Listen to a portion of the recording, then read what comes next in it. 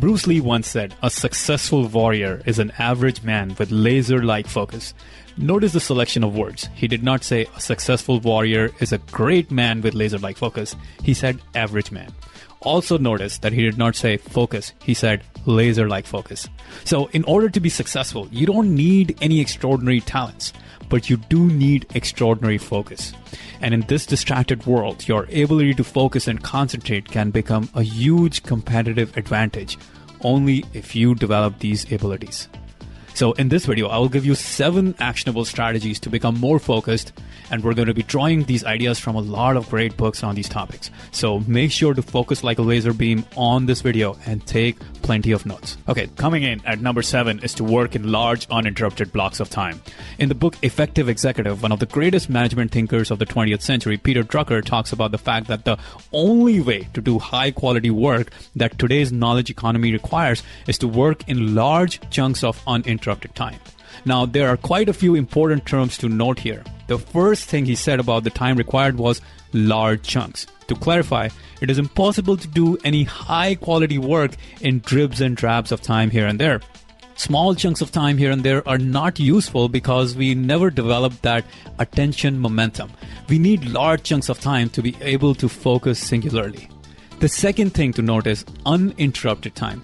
It is extremely crucial to not be interrupted when you're doing your high value, high quality work. Now, interruptions come in various varieties, most of which are self-inflicted.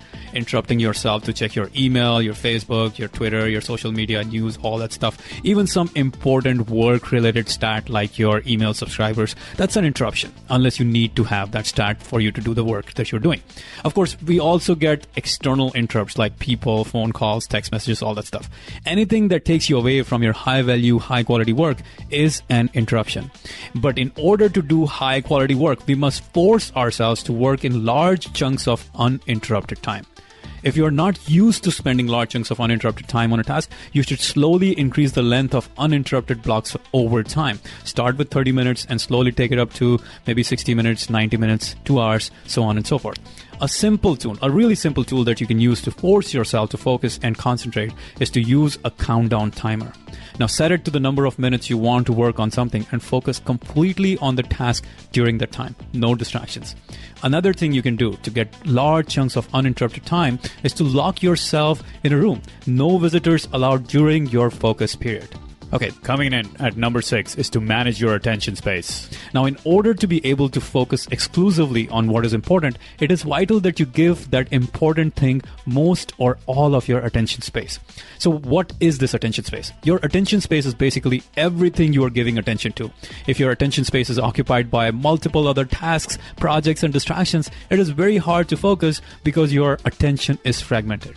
So in order to manage your attention space, you must actively cut down distractions and allow yourself to just think about that thing you want to focus on. You want to create white space in your mind where the only thing that occupies that space is the thing that you want to focus on. And at times you will be bored because you're just thinking of that one thing again and again, over and over again.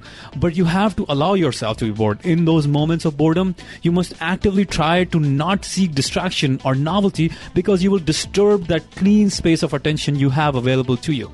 In the book Deep Work, Cal Newport talks about the idea of attention residue, which basically means that anything you give attention to will leave a residue in your brain, and that residue grows with the number of things you pay attention to.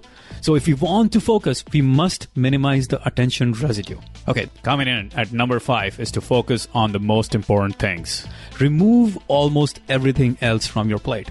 Either the night before, at the beginning of the day, whatever it is, identify the 2 to 3 most important, highest leverage tasks, highest leverage activities you need to accomplish that day, 2 to 3 most important results that you need to accomplish that day, and work on those exclusively. Do not let other things take your attention space. Do not do other things until you accomplish those tasks. Now, one of the reasons why people are so distracted is because they give a lot of attention to things that are not important. When your attention attention is fragmented like that, you feel overwhelmed and it is virtually impossible to focus.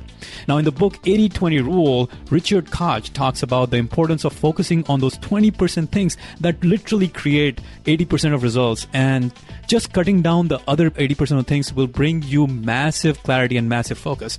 When we cut down and get to the essential 20% that really moves the needle, it becomes really easy to focus on those vital few things. You don't have to think about all the other things that were pulling your attention all over the place all this time. And the book One Thing is just dedicated to the idea that we must pare down, we must cut down our lives to the bare minimum, the one thing that is the most important thing, and focus obsessively on that. See, the key here is to cut things out of our lives and our businesses, not to add, but to cut and focus on the few, the most important things. Okay, coming in at number 4 is to assign specific times in the day when you can check your phone, email, internet, social media, all those other things.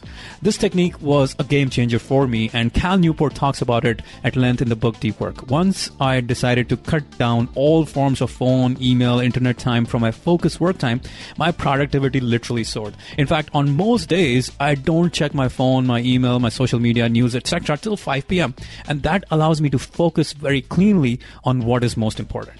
The thing is that your phone and internet are constantly bombarding you with incoming information and notifications that are taking up your precious attention space. So the best thing you can do is to keep the phone in airplane mode or do not disturb mode. Now, this one is going to be really hard for most of you. You might feel that being disconnected from the world for so long is not realistic or not even possible.